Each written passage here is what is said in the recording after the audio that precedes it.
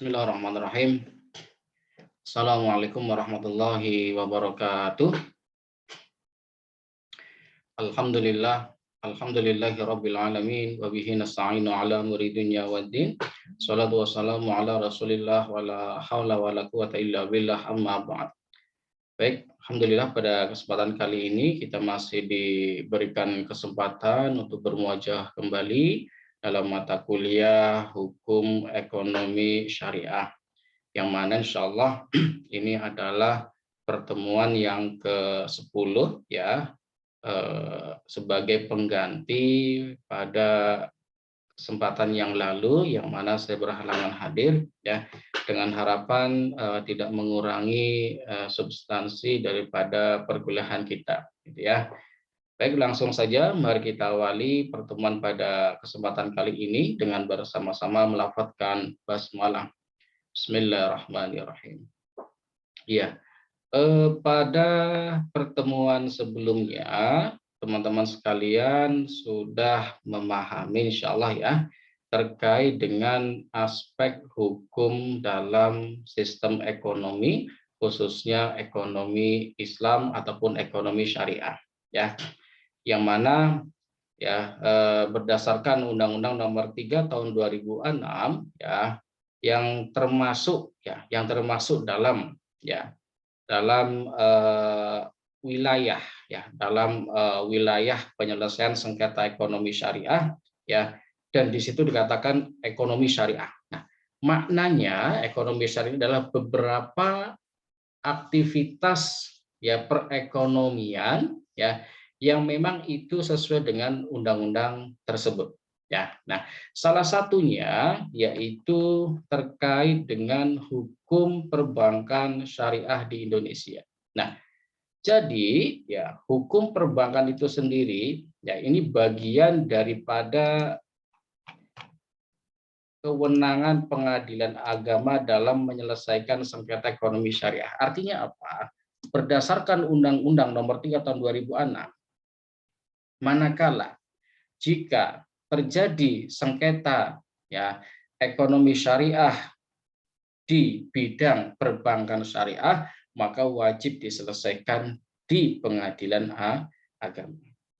Jadi ini sudah menjadi kewenangan absolut ya ataupun kewenangan mutlak daripada pengadilan agama dalam menyelesaikan sengketa ekonomi syariah, sehingga tidak bisa kemudian diselesaikan oleh pengadilan yang lain, pengadilan umum ataupun pengadilan negeri misalkan ya.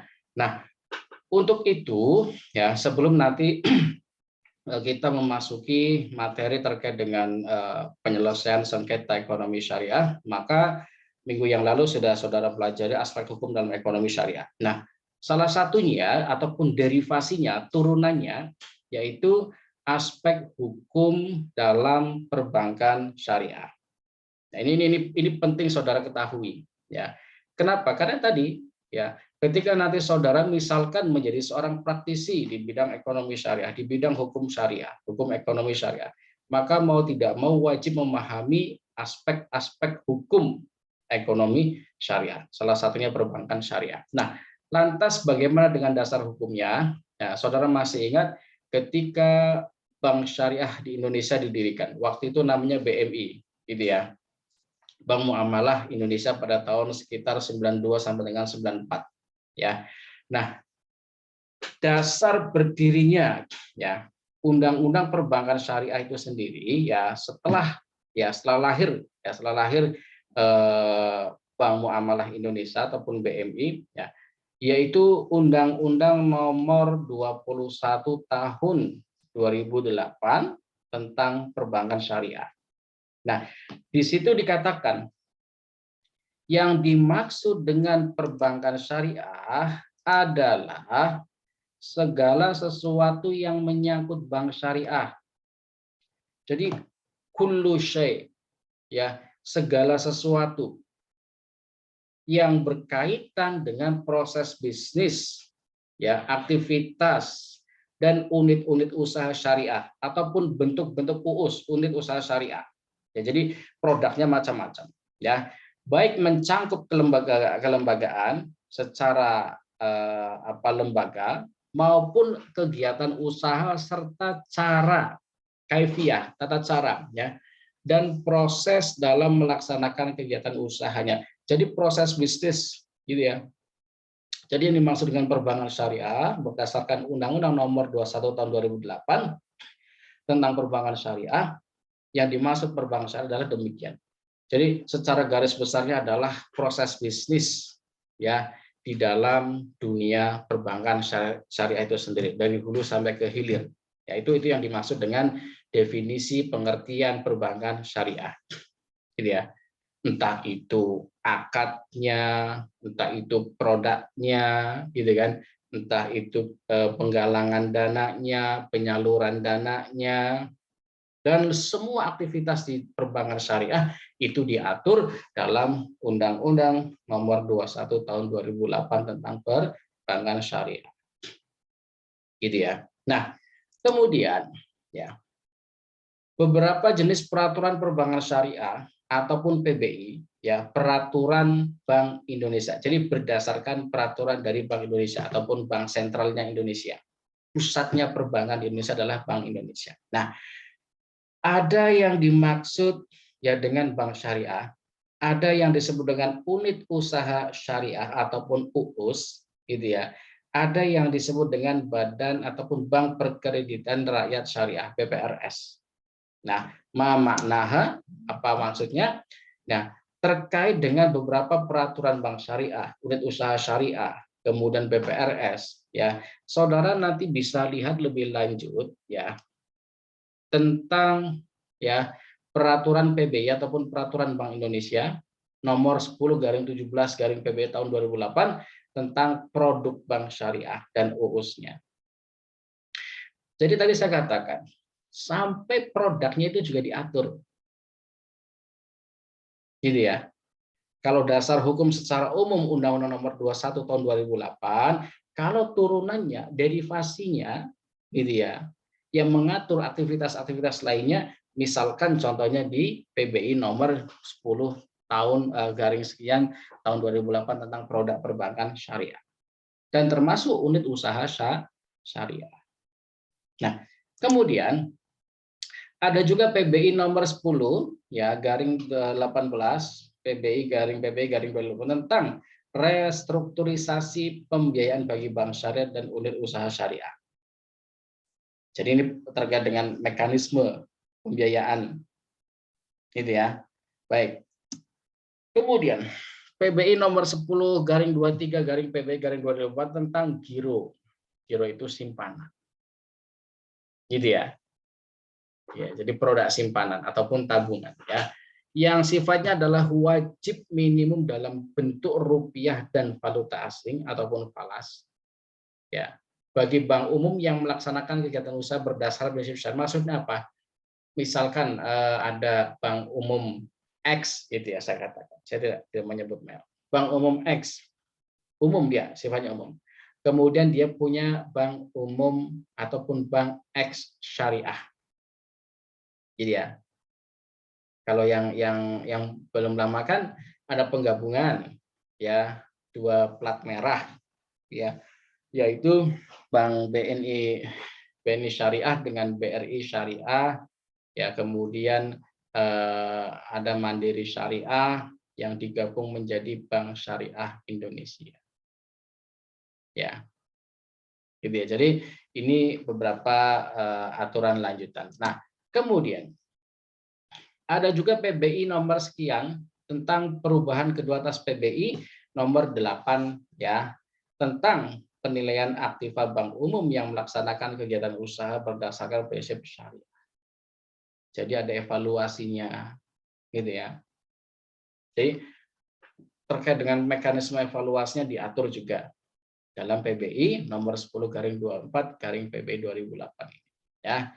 Nah, kemudian ya, terkait dengan struktur organisasinya ini masih banyak lagi saya katakan ya, karena sifatnya adalah progresif gitu ya, terus berkembang gitu ya, sesuai dengan apa situasinya, sehingga terkadang ya ada peraturan-peraturan baru ataupun peraturan tambahan ya yang mengatur proses bisnis bank syariah, ya, termasuk struktur organisasinya, ya, di mana dalam sebuah bank syariah itu harus ada namanya DPS, Dewan Pengawas Syariah, yaitu siapa?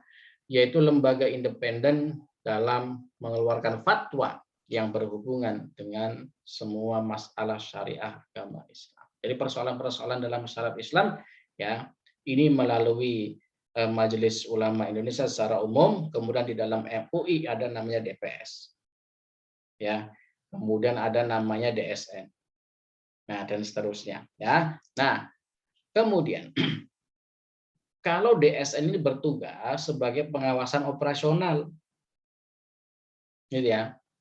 Jadi ini yang akan mengawasi, ya, setiap bank syariah, ya, yang unit apa yang aktivitasnya berbasis syariah, ya, ini harus, ya, harus memiliki DPS, di mana DPS ini berada di bawah naungan DSN dan juga Majelis Ulama Indonesia. Jadi bukan struktur di dalam organisasi bank itu sendiri, tapi eksternal, luar, gitu ya. Namun dia bertanggung jawab atas kehalalan setiap produk yang dikeluarkan oleh bank syariah.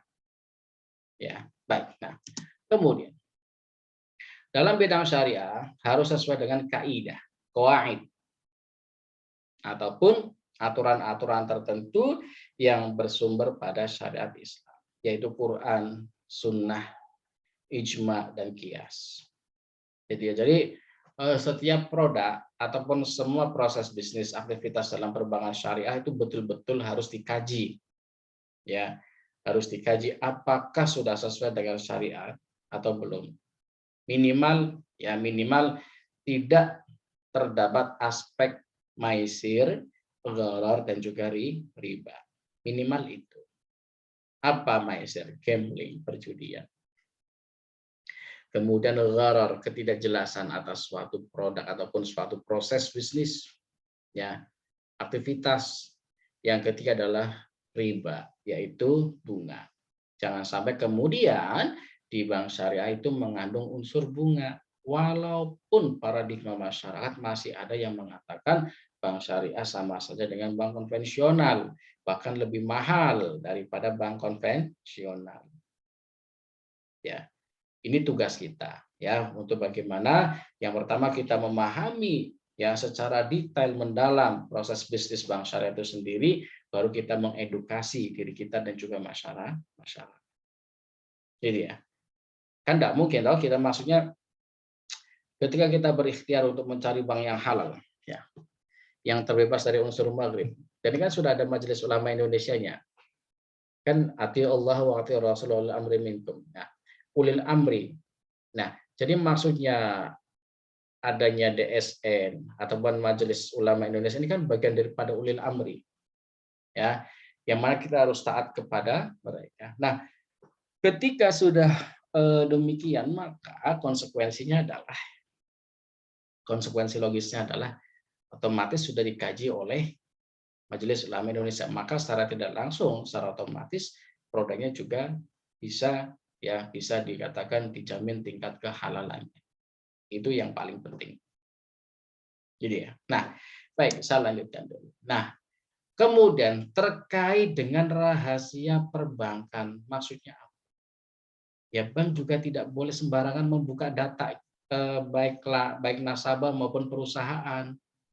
Ya, kecuali kemudian ada undang-undang yang mengatakan wajib membuka data tersebut, misalkan terkait dengan TPPU, tindak pidana pencucian uang, tindakan-tindakan korupsi misalkan, ya, ataupun tindakan-tindakan melawan hukum yang mana undang-undang mengatakan bank harus membuka data untuk kepentingan penyidikan. Misalkan, ya, jadi rahasia perbankan, ya, tadi saya katakan misalkan, ya, terkait dengan korelasi hubungan antara bank syariah dengan nasabahnya. Gitu ya. Jadi nggak kontrak biasa, tapi memang harus tidak merugikan satu sama lain. Gitu ya. Nah, kemudian dalam pasal 1 ayat 14 Undang-Undang Perbankan Syariah dikatakan Rahasia bank syariah, rahasia bank adalah segala sesuatu yang berhubungan dengan informasi ataupun keterangan mengenai nasabah penyimpan. Misalkan saya sebagai nasabah, maka data saya dijamin oleh undang-undang, tidak boleh bank membuka sembarangan data saya. Kalau kemudian ketahuan bank misalkan menjual data saya, nah, saya bisa menuntut itu, gitu kan? Termasuk misalkan, oh Pak Rozi jumlah eh, tabungannya berapa tuh, utangnya berapa tuh, itu tidak boleh, ya.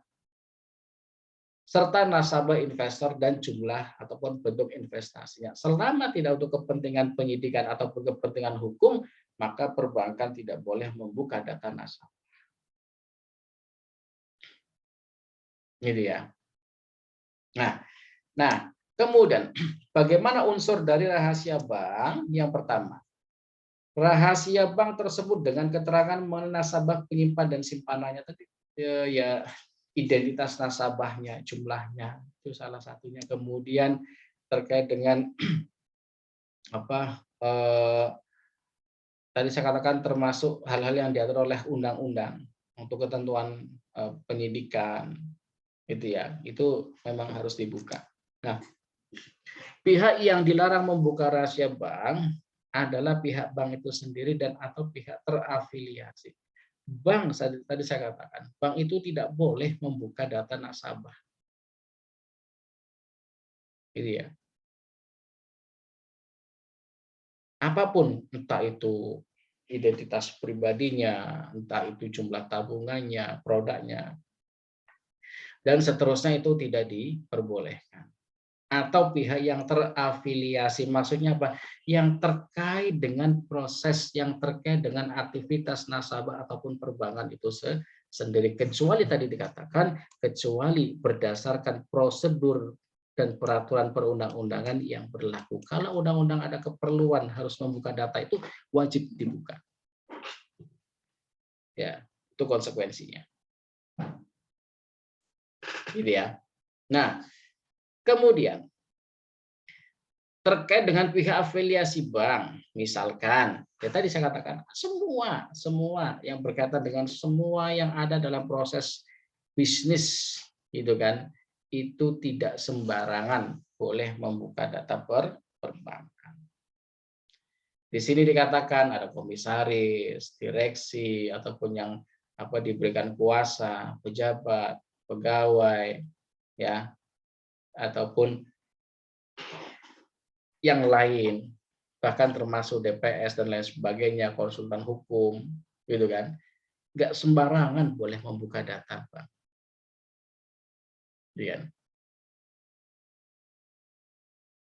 Nah, sementara pihak yang menurut penilaian Bank Indonesia turut serta mempengaruhi pengelolaan bank syariah ataupun unit usaha syariah, baik langsung ataupun tidak langsung, antara lain yaitu pengendali bank, pemegang saham dan keluarganya, keluarga komisaris dan keluarga direksi. Semuanya yang terkait dengan terafiliasi dengan bank itu tidak boleh sembarangan membuka data nasabah.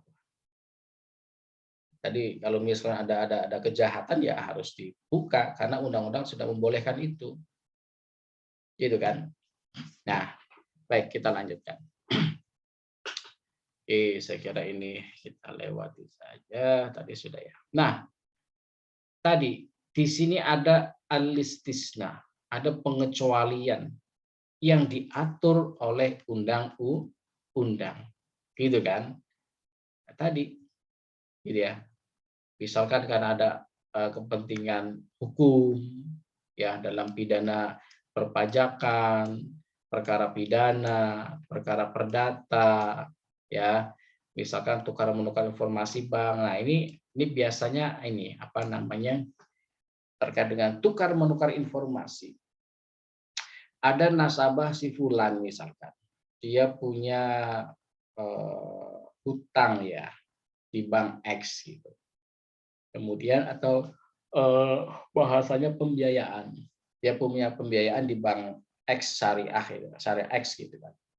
Kemudian dia mau mengajukan pembiayaan ke bank syariah Y. bisa jadi diperbolehkan X dan Y ini saling tukar menukar informasi.